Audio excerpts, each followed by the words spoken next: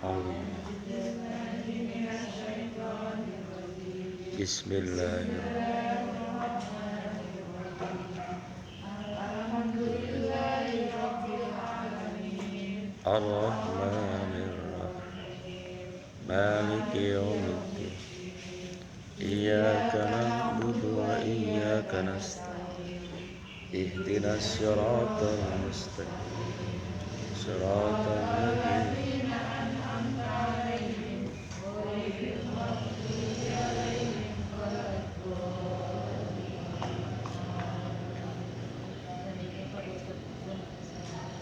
Terima kasih, mudah saya. Bismillahirrahmanirrahim. Assalamualaikum warahmatullahi wabarakatuh.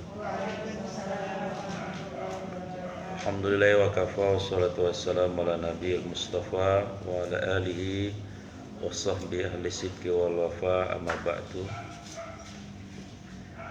Nina dan ibu-ibu yang Allah muliakan, alhamdulillah pada sore ini kita diberikan lagi oleh Allah ya, peluang untuk bercocok tanam kebajikan, yaitu thalabul ilmi, seperti yang Nabi janjikan dalam hadis riwayat Imam Tirmizi, man kharaja fi talabil ilmi wa huwa fi sabilillah hatta yarji, yang keluar dari rumah menuju majelis ilmu, maka Allah akan berikan pahala jihad ilmu yang sempurna insyaallah.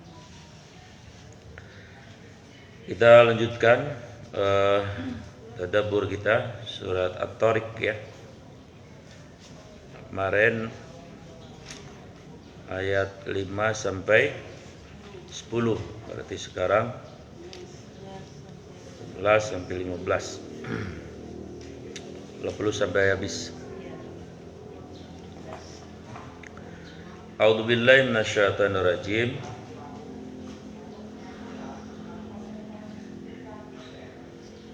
Amalahu min quwwati wal nasir, pada ayat yang kemarin, ayat yang ke-10.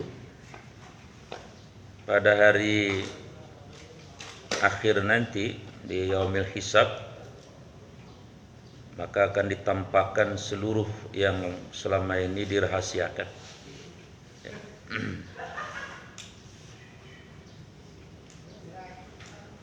Dan manusia tidak lagi mempunyai satu kekuatan dan tidak ada pula ada penolong ya, di yaumil hisab. Yang rahasia dibuka,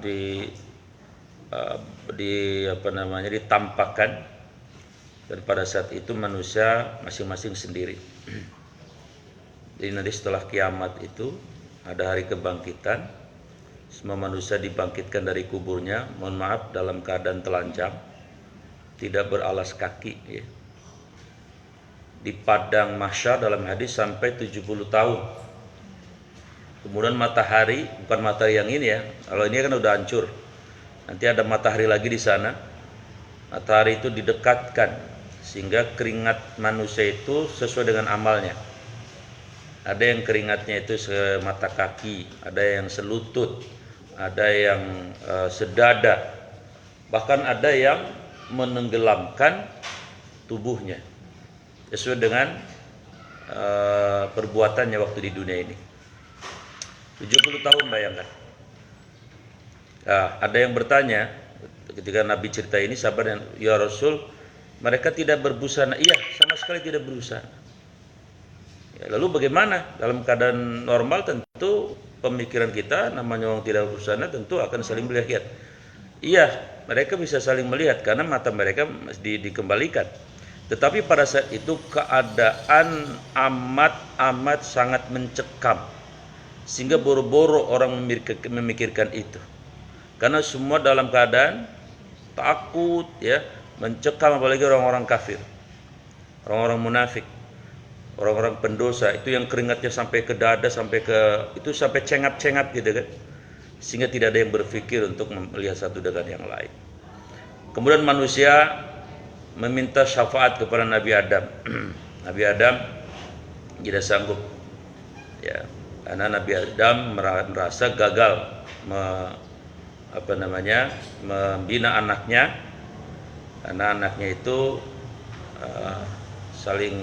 ada yang saling bunuh ya, bukan saling membunuh, ada anaknya yang dibunuh oleh saudara kandungnya sendiri, dan beliau sendiri diturunkan ke surga itu lantaran terpedaya oleh syaitan. Nabi Adam tidak bisa memberikan, maksudnya minta syafaat itu begini, maksudnya supaya cepat diadili, saking tidak tahannya. Ya kayak ibu gini, ibu ditahanan ya, ini lagi cerita tahanan kayak Habib Rizik ya. Habib Rizik tahannya ini di bawah tanah ya, yang tidak pernah bisa melihat matahari, ukurannya hanya Masya Allah luar biasa ya. Dalam keadaan yang seperti itu kadang-kadang tidak bisa memikirkan kesehatan dan sebagainya. Yang dipikirkan adalah nyawa, keselamatan. Keadaannya mencekam ya. Karena namanya tahanan, sebetulnya kan Pak Habib itu bukan tahanan pidana, tahanan politik.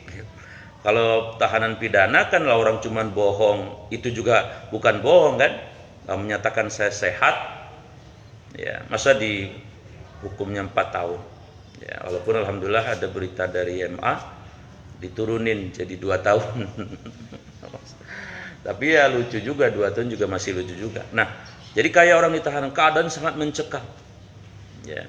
Atau ketika orang mau dieksekusi, besok mau eksekusi ya, mau ditembak. Saya ingat dulu tokoh DITI ya, namanya Pak Kartosuwiryo itu sebelum dieksekusi, karena dulunya itu Pak Kartosuwiryo itu adalah teman baiknya Pak Soekarno, pernah menjadi santrinya Hos Cokro Aminoto di Surabaya. Ada orang Surabaya nggak? Tahu nggak rumahnya Cokro Aminoto? Tahunya Teh Sosro ya. Itu pas Cokro Aminoto itu guru politik orang Indonesia. Kalau kiai kan Kiai Khalil Bangkalan. Kiai Khalil Bangkalan nama Kiai Soleh Darat Semarang. Karena Kiai Khalil itu muridnya Kiai Hasyim Asy'ari gitu kan.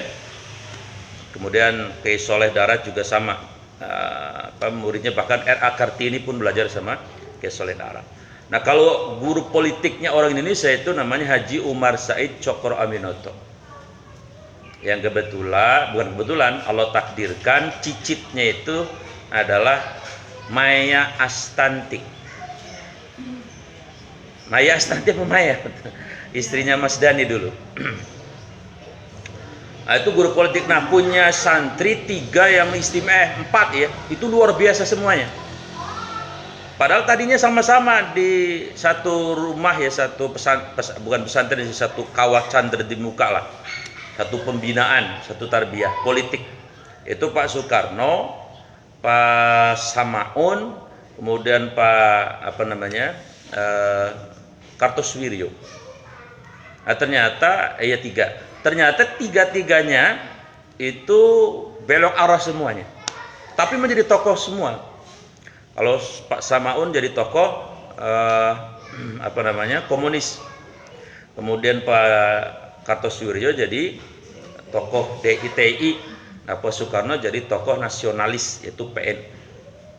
Nah, ketika ya tentu namanya santri satu kamar ya, makan bareng, tidur bareng, apa semuanya, itu tentu pasti ada ikatan emosi kan.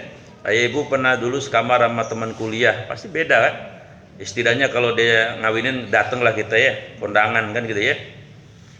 Itu ketika hukuman memutuskan Pak Kartosuwiryo harus dihukum mati, eksekusi mati. Nah, yang menandatangani kan harus Pak Soekarno. Panglima ABRI-nya kan yang menyodorkan. Tapi kan keputusan ada, karena ini kan tahanan politik, keputusannya dia di Pak Soekarno. Nah, beliau ketika mau menandatangani itu menangis, kata ajudannya itu dalam bukunya itu. Jadi kenapa menangis? Karena dia teringat dulu sama-sama jadi santri gitu ya. Ini mau dieksekusi kematian. Nah, sebelum dieksekusi beliau kemudian boleh mendatangi keluarganya. Datangi keluarganya, ada foto-fotonya ya, yang pernah diupload oleh Pak Fadlizon itu. Beliau makan bareng dengan istrinya, sama anaknya masih kecil, ada yang masih kecil-kecil itu. Dan beliau tidak memperhatikan rambutnya, tidak melihat penampilan apa-apa. Ya karena mau mati, mau dieksekusi. Lalu kemudian beliau dieksekusi di pulau, di sekitar Pulau Seribu itu. Tapi kuburannya tidak ada yang tahu ya, karena sudah tenggelam katanya di Pulau Sanras ya. Sanras itu katanya sudah tenggelam, sudah tidak ada. Ya, jadi pada hari di padang mahsyar itu keadaannya seperti mencekamnya luar biasa. Kalau di hari kiamat kan ada digambarkan dalam hadis itu orang-orang masih remaja langsung beruban. Kan harusnya normalnya umur 50 kayak saya ya, beruban pantas kan. Ini saking mencekamnya hari kiamat, anak-anak remaja beruban. Berarti beban pada saat itu, beban pikirannya luar biasa lompatannya. Bahkan ibu-ibu yang hamil kan mestinya cek dulu USG macam-macam ya. Ya, langsung beranak. Saking nggak bisa digambarkan kondisi mencekam. Termasuk di padang mahsyar. Jadi minta syafaat kepada Nabi Adam nggak bisa. Lalu mereka datang ramai-ramai ke Nabi Ibrahim. Nabi Ibrahim mengatakan saya juga nggak bisa karena saya dulu pernah berbohong kepada Fir'aun. Jadi Ibrahim itu pernah berbohong waktu Fir'aun nanya Siti Sarah itu saudara apa istri. Nah di situ kalau jawab dia istri pasti diambil karena ada kebiasaan dari Fir'aun. Kalau ada istrinya orang cantik diambil. Memang dia kurang asam, kurang kemicin, kurang gula itu. Si Fir'aun itu udah membunuh bayi-bayi ya.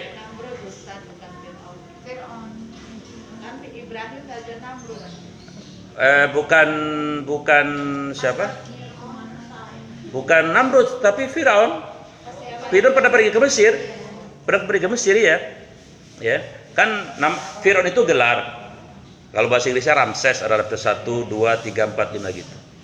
Ya, ada yang untuk Firaunnya Nabi Musa ada, Firaunnya Nabi Ibrahim juga ada. Jadi Ibrahim itu pernah membawa Sarah ke Mesir itu. Maka kemudian dia bilang itu bukan istri saya, itu saudara saya. Nah, karena saudara saya ada hukum adat di sana tidak boleh diambil. Maka selamatlah Siti Sarah itu. Maka Nabi Ibrahim bilang saya tidak bisa memberikan syafaat kepada kalian. Datang mereka kepada Nabi Musa. Nabi Musa bilang, waduh, kalau saya kudu nolongin kalian semua, manusia waktu itu jumlahnya semua ya, dari mulai Nabi Adam sampai Nabi Muhammad, sampai manusia terakhir kiamat, kumpul semua. Saya nggak bisa nolong kalian nanti. Karena Nabi Musa pernah memukul orang sampai meninggal, jadi dia nggak bisa. Lalu mereka datang kepada Nabi Isa. Nabi Isa bilang, waduh saya tidak bisa menolong kalian katanya. Saya hanya bisa menolong dulu umatnya Bani Israel. Karena saya satu-satunya Rasul yang belum berkesempatan untuk berumah tangga. Ya, belum punya anak ya. Jadi nggak layak. Akhirnya mereka datang ke Nabi Muhammad sallallahu alaihi wasallam. Nah, karena Nabi Muhammad itu di surat Al-Anbiya, coba buka surat 21 107. Surat 21 Al-Anbiya ayat 107. Dan kami tidak mengutus engkau Muhammad kecuali ya. menjadi rahmat bagi seluruh alam. Itu siapa yang memutuskan bahwa Nabi Muhammad itu sebagai rahmat untuk semua isi alam siapa? Allah. SK-nya langsung dari Allah kan? Include, berarti kalau begitu Allah juga memberikan fasilitas kepada Nabi. Apa fasilitasnya? 1, Nabi bisa berkomunikasi dengan semua isi alam. Iya dong, kan Nabi dijadikan sebagai rahmat untuk semua isi kan? Nah, sekarang kita buktikan. Ya. Apa Nabi bisa bicara dengan malaikat? Yang paling senior dulu malaikat ya. Bisa nggak Nabi ngomong malaikat? Bisa. Siapa pemimpin malaikat? Korlapnya, malaikat Jibril. Bukan hanya bisa jadi sahabat dekat, akan jadi penasehat ya. Jadi penasehat. Misalnya di dalam hadis riwayat Imam Abu Dawud itu malaikat Jibril pernah menasehati Rasulullah. Saking sayangnya ya. Apa kata Nabi? Ya Muhammad ishma syi'ta. Hai Muhammad, hiduplah sesuka Anda. Fa innaka mayyitun. Tapi Anda nanti pasti jadi mayit. Kata Jibril begitu. Ya. Dan ternyata setelah umur 63 Rasul menjadi mayat, wafat maksudnya. Ya. Yang kedua, wa'mal masyi'ta. Muhammad ya, sahabatku, berbuatlah sesuka Anda di dunia ini. Fa innaka majziyun bih. Tapi semua perbuatan Anda dari balik sampai akhir direkording, direkam. dicatat, disimpan, ya, dengan sempurna, tidak ada satupun yang lolos, bakal dibalas semuanya. Yang baik balas baik, yang buruk dibalas buruk. Tidak ada yang lolos. Itu kata malaikat Jibril kepada Rasulullah.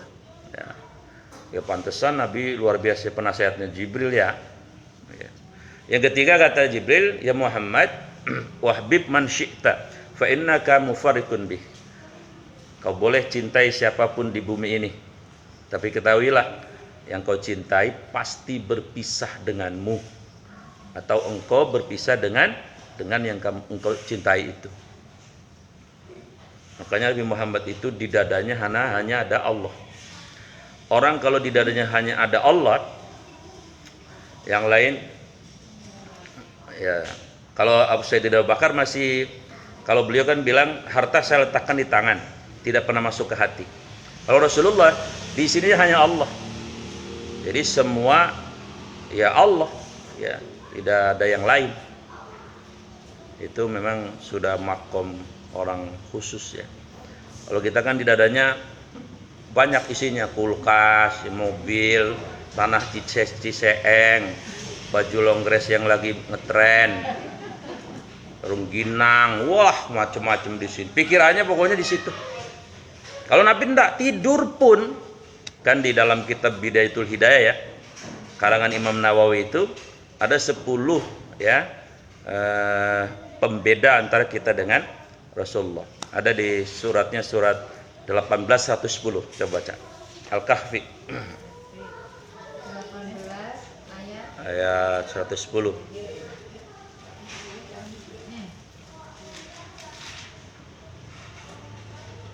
Ada nggak? Katakanlah Muhammad, Ya. sesungguhnya aku ini hanya seorang manusia seperti kamu. Di? Saya telah menerima wahyu. Sudah segitu aja. Innama ana basyarun. Sesungguhnya saya ini manusia kayak kamu. Nabi lagi ngomong sama sahabat. Yuha ilayya, tapi saya bedanya saya menerima wahyu. Jadi makanya Imam Nawawi menafsirkan huwa basyarun lakal basyari. Nabi itu manusia tapi nggak sama kita. Nah, setidaknya ada 10 perbedaan Nabi dengan kita. Ya udah hafal ini. Apa saja? 1, Nabi Muhammad tidak pernah ihtilam. Ihtilam. Apa ihtilam? Hah? Apa teh? Ihtilam apa? Ihtilam, mimpi basah. Biasa anak laki-laki yang udah jadi jengger ya, 14-15 tahun lah, SMP kelas 2 ya, itu baru dia ngalami ihtilam, mimpi basah. Hah? Apa? Rasul enggak pernah. Kalau suami ibu bukan mimpi basah lagi, kejebur. Yang kedua, Nabi tidak pernah angob. Tuh, beda kan? Tidak pernah muak. Enggak pernah nguap. Kita mau lagi ngaji aja nguap baik.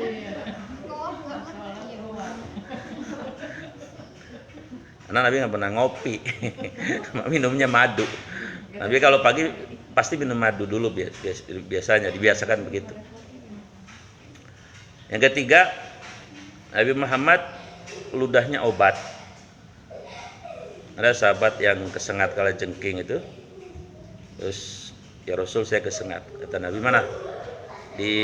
Ya nggak di ludah bener sih, di simbol gitu. Di ru'yah. Langsung dengan izin Allah sembuh. Ya tapi teh Nina jangan niru-niru ini. Terus bocah lagi kesengat, disembur matanya, insya Allah melepuh. Ya makomnya lain maksudnya. Makomnya lain.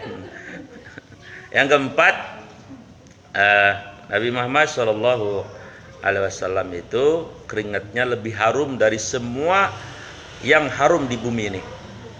Sekarang parfum paling harum katanya yang dari Paris itu ya. Apa namanya? Holixdo ya. Katanya kalau ditetesin di sini, Nur Hasan, sampai pos satpam masih kecium begitu. Hah? Hah? Bukan, saya baca. Itu yang pakai artinya Paris Hilton, ya, Angelina Jolie yang pakai. Kalau di sini yang pakai si cinta-cinta itu siapa? Cinta Laura. Yang kalau ngomong cek mulu. Cek. Kita mah cukup pasar Bengkok aja lah, parfum pasar Bengkok. Jadi Nabi itu pernah main di rumahnya pembantunya Nabi. Pembantu Nabi namanya siapa? Yang 10 tahun jadi pembantu Nabi. Anas bin Malik ya. Itu kan sahabat Ansor. Jadi main pas kira-kira jam 11 siang. Kan di sono jam 11 itu udah penter bener. Ya udah keringetan. Nah, ketika Nabi masuk ada ibunya Anas. Nah, ibunya Anas begitu ada Nabi masuk, dia kan di belakang. Ini kok tiba-tiba rumah kita harum banget, ada apa ya? Nyari-nyari bunga apa gitu kan? Nah, begitu ke depan, manggil anaknya, "Tong, lah ngapa ini ya?" katanya. "Mak kok harum bener baunya?" "Mak, ada Nabi," gitu. "Wah, ada Nabi," gitu. Dia kan nggak berani, maknya malu. Terus Nabi mau istirahat, numpang istirahat. Tidur kailullah namanya, tidur sebentar sebelum zuhur. Antara jam setengah 11 sampai jam setengah 12 lah. Maksimal itu tidur sejam. Itu sunnah padahal itu. Cuman karena kan sekarang kaum urban kita kerja semua, suami kita kan nggak ada yang lah bisa diseblok sama atasan kita, nggak kalau tidur. Iya. Nah, begitu tidur Nabi keringetnya banyak, netes. Itu harumnya luar biasa. Maknya Anas itu sampai geleng-geleng. Ya Allah, kata dia kayak di surga gitu. Nah, dicari-cari sumbernya itu di tubuhnya. Nah, lalu dia ambil tatakan kecil tuh, wadah kecil, ditadain tuh. Ya dia nggak ketahuan, dia pakai cadar, pakai ini kali nggak tahu lah. Nah, didapat beberapa tetes. Dia cium, kata dia, "Tong, ini emak seumur umur sejak bujak malair belum pernah ngecium begini." Jadi harum. Mohon maaf secakep-cakepnya ibu-ibu ya. Ya keringatnya ya nggak harum-harum amat lah. Jangan kata kita lah, cecek aja bisa mabok. Nah, yang kelima, bedanya Nabi dengan kita. Nabi ketika tidur ya hatinya berzikir. Ya. Kalau kita beda, kita lagi zikir aja kadang-kadang ngeliep. Aduh. Jadi Nabi nggak pernah tidur pulas. Yang keenam, Nabi Muhammad, mohon maaf, kotorannya tertelan bumi. Jadi tidak ada bekas. Pernah ada seorang sahabat minta izin, "Ya Rasul, saya minta izin, saya bawain air pakai girbah buat Anda membersihkan." "Oh, silahkan." Begitu Nabi udah selesai masuk rumah, dia cari itu, nggak ada bekasnya. Yang ke-7, Nabi Muhammad itu tidak pernah bisa disakiti tubuhnya oleh binatang buas. Jadi kalau konteks sekarang Nabi ke Taman Safari nggak usah pakai mobil, Pak Bu Adi. Jadi Nabi datang aja ke kandang singa, nggak bakal makan. Ya kalau Bunda Sela ke kandang singa, bilang, "Saya umatnya Nabi Muhammad singa," insya Allah. UGD lah. Yang ke-8, Rasul kalau jalan di terik matahari siang dinaungi awan. Jadi nggak usah pakai payung. Nggak usah pakai payung. Yang ke-9, Nabi itu kalau duduk dengan orang yang tinggi, pundaknya sama dengan orang kuntet ya sama. Memang aneh ini. Ya kan kita makan kalau yang tinggi ya tinggi itu ya. Nabi mah enggak. Ya. Yang ke-10, Nabi itu ketinggalan. Kereta ketinggalan. Bahunya sama tinggi. Bahunya sama kalau duduk. Yang ke-10, Nabi kalau mengimami ya, muka beliau hadap ke depan tapi bisa ngelihat yang di belakang. Jadi CCTV sudah ada zaman Nabi, cuman nggak pakai kabel. Nabi tahu itu. Ya, ya jadi itu ya. Jamaah yang saya muliakan, jadi Nabi itu sebagai rahmat, maka Nabi bisa berbicara dengan malaikat. Yang kedua, Nabi bisa bicara dengan jin nggak? Bisa. Lihat suratnya 5156.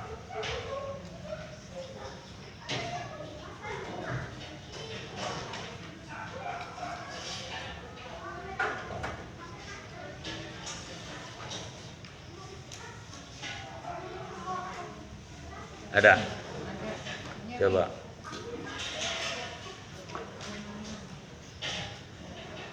Bu Sasa udah berangkat?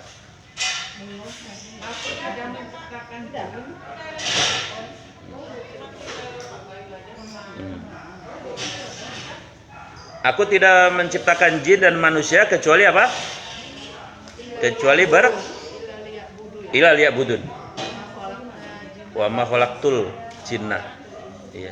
Oleh ini saya lihat. Saya mau nanya. Surat Az-Zariyat ayat 56. Itu jin baca Quran nggak? Baca. Karena panduannya jin dengan manusia sama. Iya nggak? Rukun Islamnya sama, rukun imannya sama. Nah, siapa yang menyampaikan? Ya Nabi Muhammad lah. Kapan? Ya nggak tahu, itu urusan Nabi Muhammad. Karena mereka mad'u audien dan mad'unya Nabi.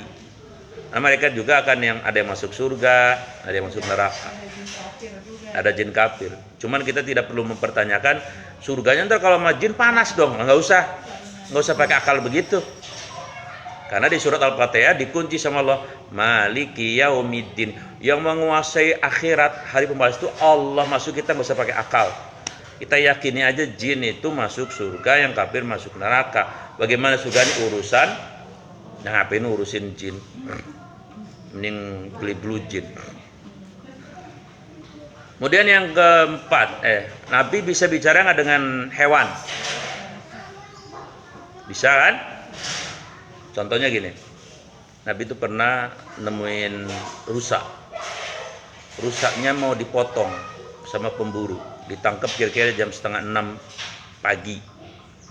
Nah, kira-kira jam 6 Nabi lewat, terus ngeliat rusanya lagi nangis. Lah Nabi mah tahu rusa nangis. Ibu kucing ibu nangis belum pernah tahu kan? Matanya merembes gitu, nangis. Terus Nabi datang, Assalamualaikum, dijawab sama dia, Waalaikumsalam. Lalu kata Nabi, rusa, kamu nggak usah sedih ya. Kan yang dipotong tidak hanya kamu, yang dagingnya boleh dimakan. Kambing juga boleh dipotong, kebo dipotong, unta dipotong, ayam dipotong. Ya emang udah nasib dari Allah seperti itu. Apa jawab si rusa? Saya sih nggak nangis karena saya mau dipotong, wahai Rasul, saya mah ikhlas. Karena memang udah nasib saya. Yang saya pikirin, saya punya anak kecil-kecil belum nyusu katanya. Jam 7 dia harus waktunya nyusu. Saya sedih. Terus siapa ntar yang ngurusin dia? Katanya. Lah coba itu. Sampai begitu. Terus kata Nabi, ya udah kalau gitu saya lepasin ya. Dan jangan ntar Anda dimarahi sama pemburu itu. Udah itu urusan saya. Dilepas. Cancangannya potong. Teng. Pergi. Pemburunya ngelihat. Woi katanya, kurang ajar, kurang gula, kurang ketumbar, kurang jahe ya. Susah-susah nangkep. Sampai dijorogin Nabi. Dia belum kenal Nabi. Kata Nabi, sabar bang. Apa sih sewot itu sabar? Sabar. Itu kenapa dia lepas? Ntar balik lagi sejam. Lah kata dia, emang dia sekolah kalau pakai gitu. Ilokan. Rusa bisa balik lagi. Bener bang, ntar balik lagi katanya. Percaya dah. Kalau kagak balik, saya yang dipotong dah. Masya Allah. Bener. Ditungguin bu. Kan tadi jam 6 ya, 1 jam. Datang 1 jam, kucuk. Salam lagi. Si pemburunya keder. Lah, rusa bisa ngomong.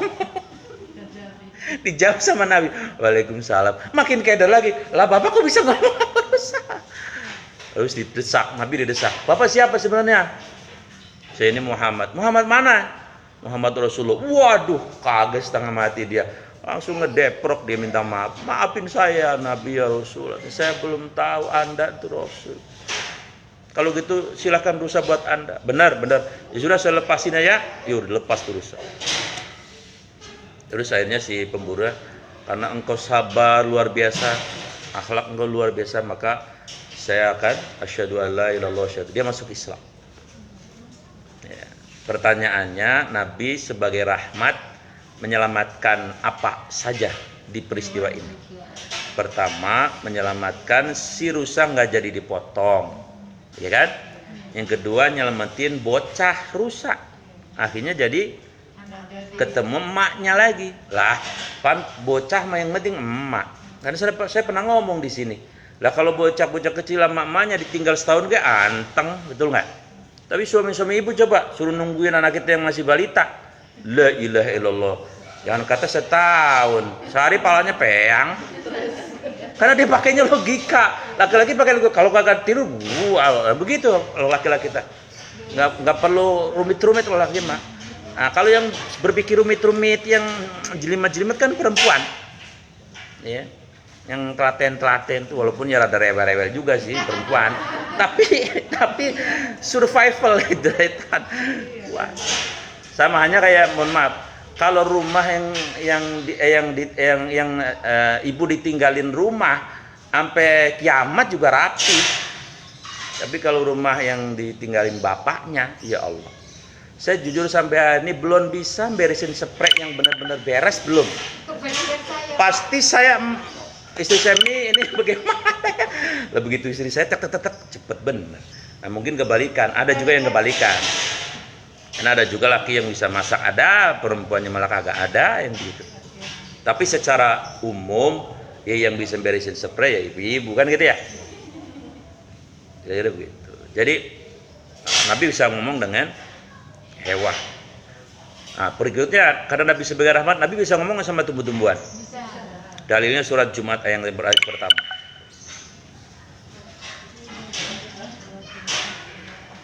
Kecuali surat 60 ya, surat 60. Yusabbihu 62. Semua 62. 62 ya? Ayat berapa, Pak? 1. Apa yang ada di langit dan apa yang ada di bumi senantiasa bertasbih. Sudah. Lihat bahasa Arabnya. Yusabbihu. Itu kalau pakai istilah nahwu namanya fi'il mudhari, kata kerja bentuk sekarang dan yang akan datang. Bahasa Inggrisnya apa tadi? Perfect continuous tense. Jadi kata kerja, ya tumbuh-tumbuhan ngomong sama Nabi. Cuman bahasa kita dengan bahasa tumbuh-tumbuhan dimensinya berbeda. Itu tumbuh-tumbuhan ngomong sama Nabi, komunikasi sama Allah. Nah, Allah memberikan fasilitas kepada Nabi karena Nabi sebagai rahmat. Contohnya kan sudah pernah saya sampaikan. Nabi kan kalau khutbah biasanya di mimbar yang alami, yaitu pohon kurma di Masjid Nabawi dulu. Dia berdiri, nyender, kalau duduk di pohon kurma. Nah, sahabat bikinin mimbar. Setelah mimbar jadi, Nabi khutbah di mimbar. Waktu Nabi lagi khutbah ada suara tangisan yang sedih banget. Kayak tangisannya Umar Gaurab sama si ketua Anto minta bacaan kelas. Nah, selesai sholat, sahabat nanya, ya Rasul, perasaan kita sholat Jumat nggak ada bocah kecil dah. Emang apa? Itu suara tangisan sedih amat, menyayat hati. Siapa itu suaranya? Atau kata Nabi apa? No, suara ono no. Ono apa ya Rasul? Itu pohon korma. Lah, pohon korma. Kalian pengen tahu alasannya? Ya, saya mau nanya dulu ya. Tapi nanya dulu. Pohon korma, kenapa kamu menangis sedih begitu? Dia jawab apa? Rasul, biasanya mah kalau Jumatan Anda khutbah nyender ke saya dan saya mendapatkan energi spiritual. Saya mendengar langsung engkau melafazkan Al-Quran, itu kenikmatan yang luar biasa. Tapi sekarang enggak lagi, jadi saya sedih. Jadi begitu. Coba itu. Orang gak baca Quran gak sedih. Lah ini pohon. Ayo dah pada ngaku dah. Lah orang kagak sedih. Ini pohon sedih bener. Luar biasa ya. Kenapa pada diam? Jadi Nabi bisa ngomong sama tumbuh-tumbuhan. Ya karuan sama manusia mah ya emang Nabi manusia ya. Nah, ini maknanya tadi bahwa Nabi itu adalah rahmat untuk seluruh. Dan Nabi bisa ngomong dengan al-jamat. Al-jamat itu selain malaikat, jin, manusia, tumbuh-tumbuhan, namanya al-jamat. Laut, langit, tanah, gunung. Nabi pernah kan berdiri bertiga sama Sayyidina Abu Bakar, Sayyidina Umar di Gunung Uhud berdiri. Gempa. Begitu gempa, Sayyidina Abu Bakar geget, takut banget, takut Nabi jatuh. Apa kata Nabi? Ya Abu Bakar lah takut, kamu jangan takut. Umar juga yang gagah juga sama ketakutan, takutnya retak gitu, rengat. Ya, kata Nabi, baik saya mau ngomong sama gunung. Gunung katanya, bahasa Jelupangnya gitu. Kalau ente bergerak ya, bergempa ini atas kemauan ente sendiri, silahkan kau gempa seterusnya. Tapi kalau kau tunduk sama Allah dan ini atas perintah Allah, mohon kau minta kepada Allah agar berhenti. Berhenti seketika. Di gunungnya kan gempa juga emang kemauan dewek, lah kagak. Dia atas perintah Allah. Lihat surat At-Taghabun ayat 11. Surat keberapa cari sendiri biar pahalanya banyak. At-Taghabun ayat 11.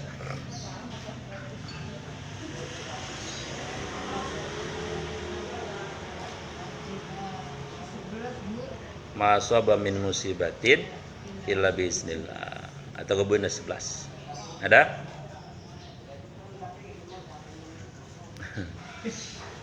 Nyarinya lama ya. Kan sekarang nyari duit kayaknya cepet bener ya. Nemu baik.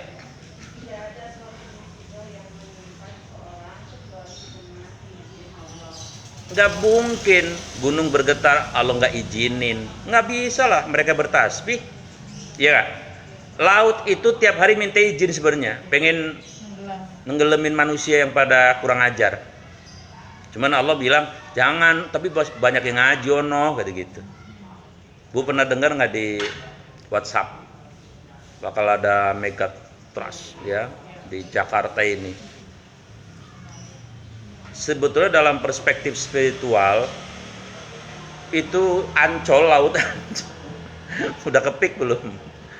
Ancol itu kan itu yang dipik tuh ya, Pantai Kapuk. Itu perumahan sama laut tinggian laut. Cuman diurugin batu-batu itu. Saya kemarin ke sono, begini. Ya sebetulnya tuh laut di Jakarta udah gemes banget. Minta izin sama Allah, ya Allah, orang Jakarta nih yang kurang ngajar banget nih. Apalagi memenjarakan ulama keturunan Nabi ini. Cuman Allah nggak izinin. Kenapa? Karena masih ada kayak Sukron Makmun di pesantren Darul Rahman. Masih ada kayak Anwar Sanusi, masih ada ulama-ulama lah, habib-habib yang lurus-lurus ya, ulama-ulama yang ikhlas, yang luar biasa. Jadi Allah masih kasih, masih tahan. Jangan laut, jangan. Tapi kalau Allah nanti udah gemes juga, udah laut abisin baik udah. Waduh, repot urusan. Tapi kan ini orang sekuler mah gak percaya ya. Jangan kait-kaitkan bencana dengan agama. Kalau ente bau peyang. Bagaimana mungkin bumi yang punya Allah kok? Bumi dalam kendali genggaman Allah. Semua bergerak juga atas izin Allah. Bagaimana mungkin? Tidak dikaitkan. Ya. Jadi orang-orang yang tidak percaya itu memang ya karena ada masalah di kabel listrik imannya itu. Kalau kita yakin betul. Ya. Ini Bu RT kenapa melongo dari tadi nih? Melongo apa? Ingat siapa sih? Kayaknya lagi inget siapa gitu ya, matanya natapnya ke depan, belum ngapain. Baik, kita lanjutkan. Nah, wasama idzatir raj'i, dan demi langit yang mengandung hujan. Ya, maksudnya langit itu tempat turunnya hujan. Emang ada hujan turun dari sumur? Ya air sumur namanya. Itu maknanya. Kemudian wal ardi dati sodai, ya, dan demi bumi kata Allah, Allah bersumpah dengan bumi yang mempunyai tumbuh-tumbuhan, mempunyai tumbuhan. Coba ditafsirkan di surat Al-An'am ayat 59, tumbuh-tumbuhan ini. Ini kita jelas. Surat 6.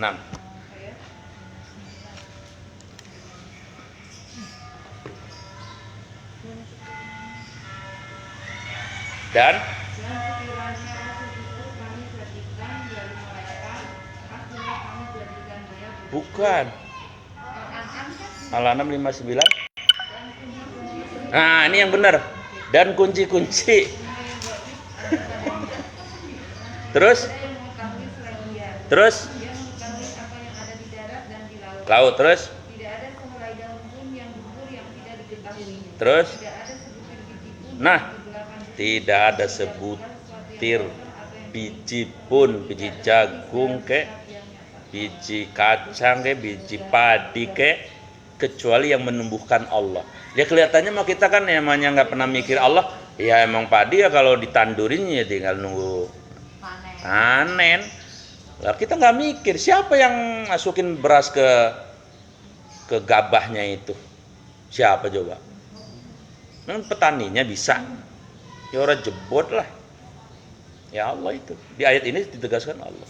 Maka bumi ini tempat Allah menumbuhkan. Innahu laqaulun fasl. Ya.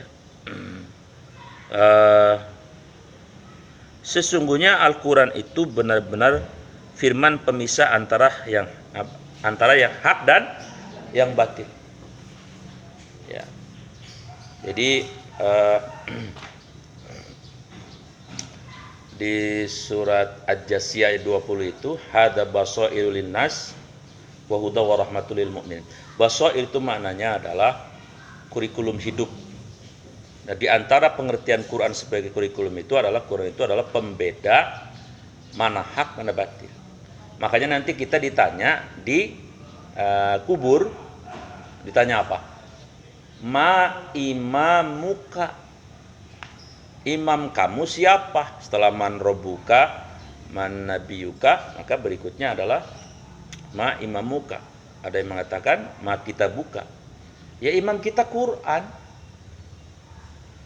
Karena memang Allah menurunkan Quran gak main-main, tujuannya supaya kita mengetahui mana yang hak, mana yang batil. Dalam segala urusan, kalau ada pemimpin yang kata Allah, kata Quran batil, jangan dipilih. Pilih yang menurut Allah hak. Kalau ada golongan, kelompok yang tidak cocok, tidak kompatibel dengan Quran, berarti batil. Pilih kelompok yang hak. Kalau ada itu makanan, kalau ada itu minuman, kalau ada itu gaya hidup, apa saja yang nabrak Quran, berarti itu batil. Kita ngambil yang hak. Nah orang kayak gini nanti di kuburan ditanya, langsung jawab. Yang jawab Allah juga, yang nyetel Allah. Jawabannya lancar urusan. Kan yang namanya kuburan itu kan DP. Kalau di kuburannya enak, ya di sana apa lagi? Kalau di kuburannya ditanya misalnya ma kita buka, ma imamuka, kitab kamu apa? Jawabnya kita Buronggo Warsito, palanya dikeplak kita. Kata malaikat, gua gedeg banget sama lu. Iya mending kalau dikeplak di dunia mah penyok-penyok ada klinik. Lo dikeplak di kalau kubur itu adalah terbenam sampai jarak langit dan bumi. Saking kerasnya, menjerit di kuburan melong. Jadi nggak ada yang menolong. Nah kalau di situnya udah parah begitu, bagaimana nanti di akhirat? Karena kan perskot. Karena mikdaruhu al-pasasari di dunia ini 1000 tahun di akhirat. Jadi kalau kita disiksa 1000 tahun, berarti cuma DP sehari. Ngeri ya? Makanya peganglah Quran, ikuti Quran maksudnya. Nggak usah ngikutin anu cocok nggak sama Quran dah, itu gampangnya begitu deh ya. Mau kiai ke, mau profesor, mau doktor ke, kalau kagak cocok enggak. Kan ada Kiai Haji MA lagi bilang apa, la ilaha illallah itu tidak memasukkan seseorang ke dalam surga, tapi persatuan. Aki-aki saya bilang, naonan sih ya, bebejaan ieu. Kalau orang pinter bilang agama sama.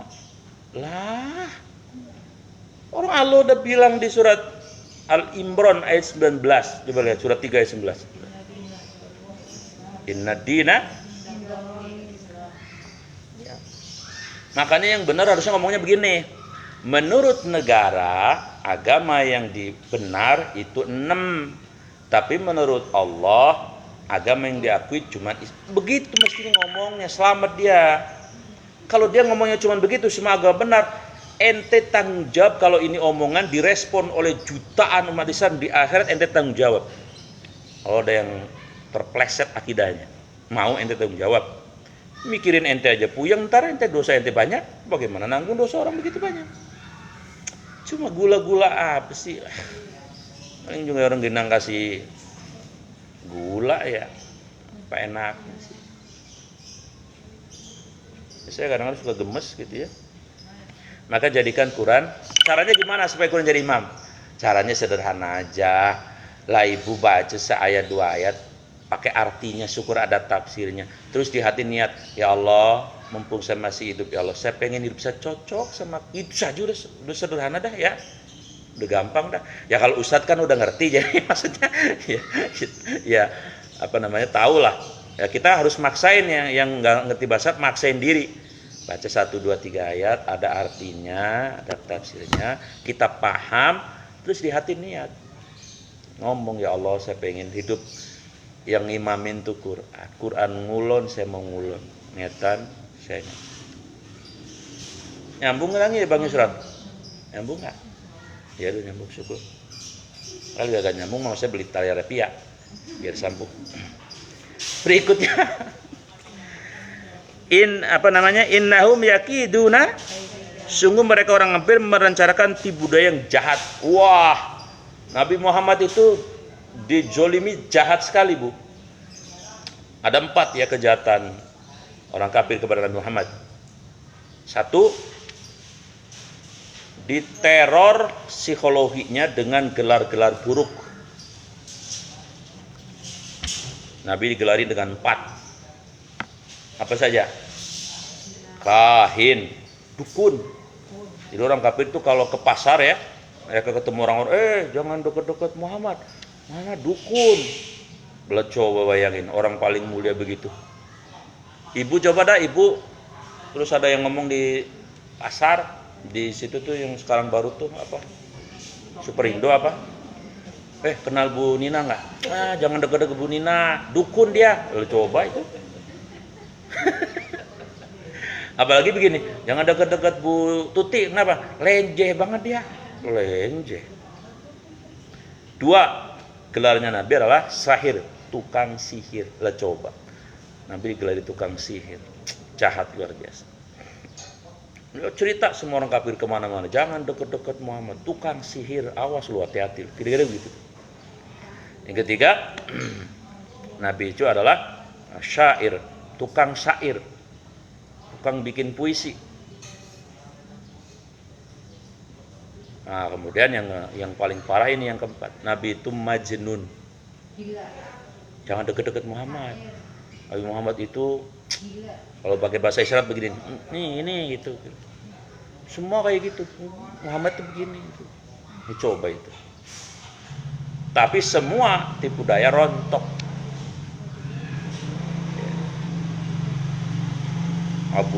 Abu Lahab tipu dayanya luar biasa. Abu Jahal luar biasa.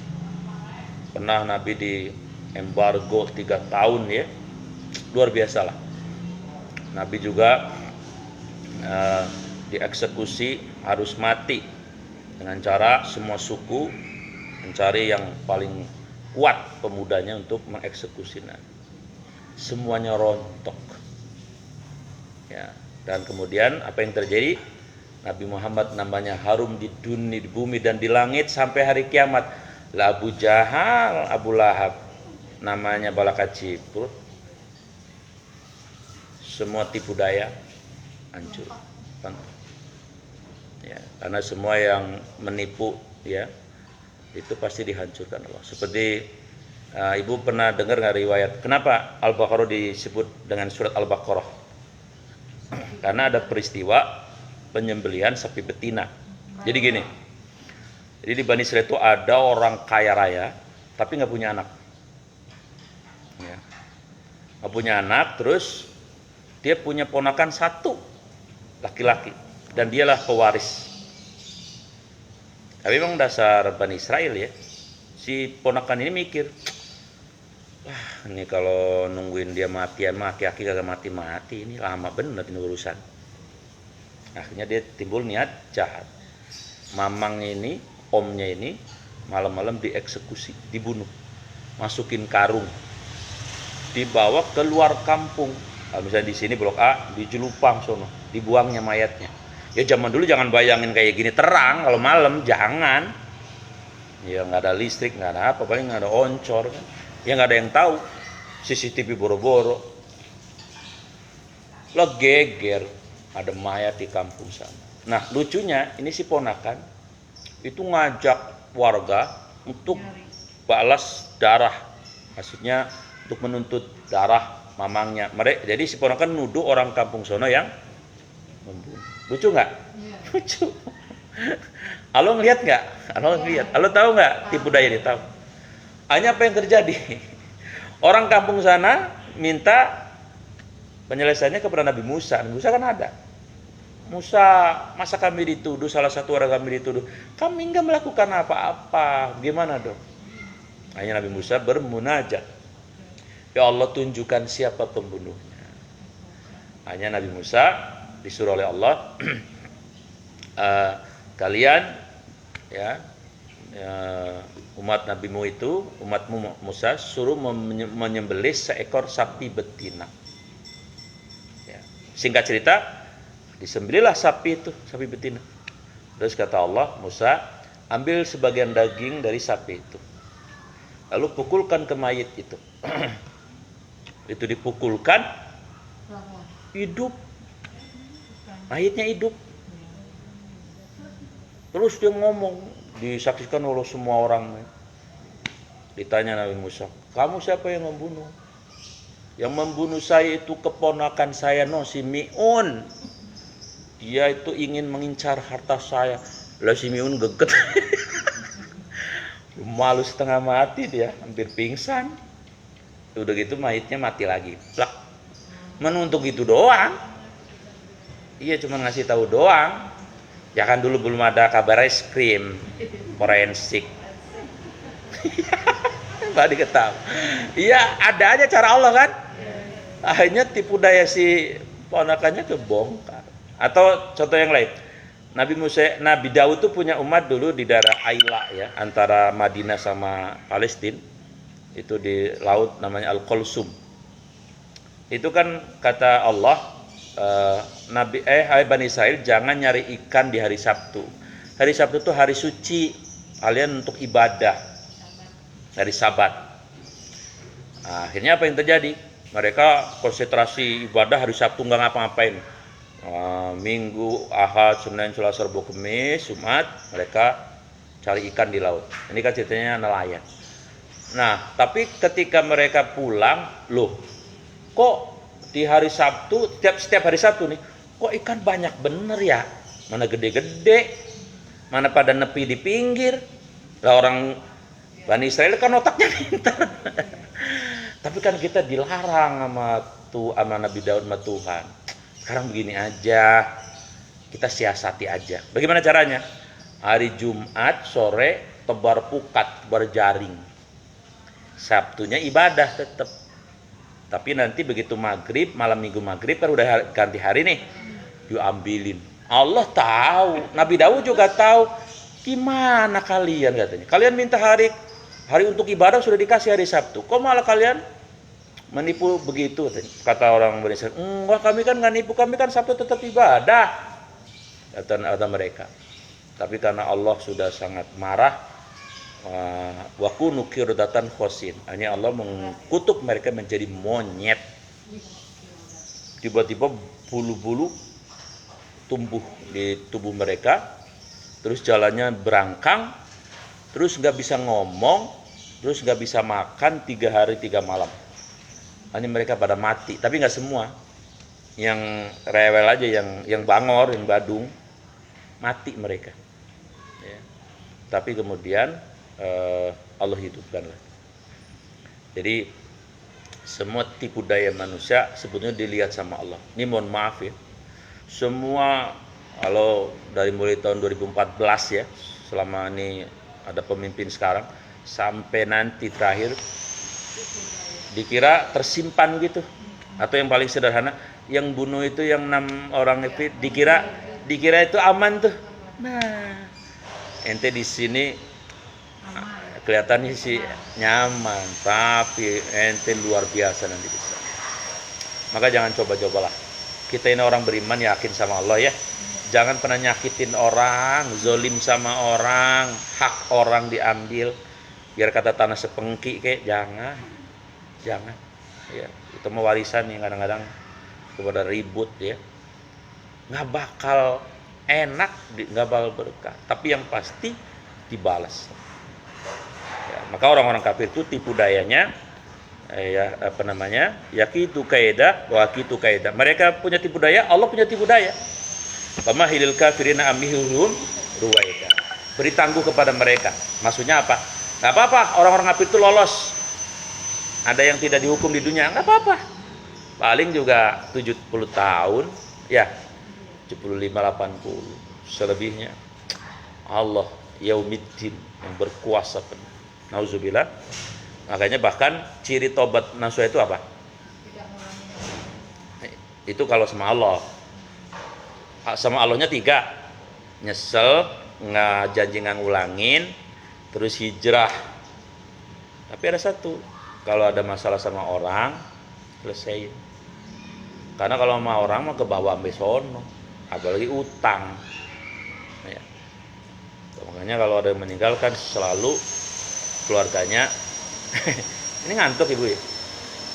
Ibu matanya yep begitu. emang matanya kecil ya. Ya udah Mir. Jadi kalau meninggal itu siapa yang merasa bahwa almarhum pernah anu itu penting. Karena kalau enggak ke bawah sampai son utang ya. Kecuali yang ngutangin ngomong sama Allah, ya Allah saya ikhlas ya. Itu pahalanya luar biasa gedenya. Ya, pahalanya luar biasa. Kata Nabi apa? La amsiya ma'a akhi fi hajatihi uhibbu ilayya an a'takifa hada syahran ya. Jadi membersamai orang yang dalam kesusahan itu lebih aku sukai dibandingkan saya iktikaf di Masjid Nabawi sebulan. Pahalanya luar biasa. Jadi kalau ibu ada yang utang sama ibu nih, ya tapi jangan gede-gede amat. Bawah 1 juta deh ya, 300. Udah di WA, Bu, ini udah tanggal 3 ini. Kata dia, iya kan besok tanggal 4. Lah, itu mana nenek-nenek ini juga tahu. Ditanya kok malah begitu. Sebetulnya ngeles. Kan suka ada orang begitu kan ya? Ngeles. Ini jam 5, iya ntar juga jam 6 lah. Aki-aki juga tahu. Nah udah kalau modal kayak gitu, tarsok baik udah. Ya Allah, memang udah tercatat ya, belum mahfuz saya bakal ketemu orang ini. Ya sudah saya ikhlas. Itu pahala ibu dahsyat. Luar biasa. Ya, luar biasa. Saya seumur hidup pernah ngalamin diutangin orang, orangnya bilang terserah Ustadz lah bayarnya. Dia bilang terserah Ustadz. Tapi justru sayanya yang tidak enak. Malah saya mempercepat. Loh, Ustadz kok cepet-cepet banget dilunasin? Iyalah Pak Haji. Ya bagaimana ya? Takutnya ntar gak bisa dah. Jadi dianya juga nyaman. Jangan dia bilang, ya terserah baik ibu dah. Lah yaudah. Udah dah nunggu sinetron tersanjung 5 abis. Nah, zolim namanya ya. Ya. Mudah-mudahan jadi pelajaran buat kita. Kita tutup dengan kafaratul majlis. Subhanakallahumma hamdik, asyhadu an la ilaha illa anta, astaghfiruka wa atubu ilaik. Assalamualaikum warahmatullahi wabarakatuh.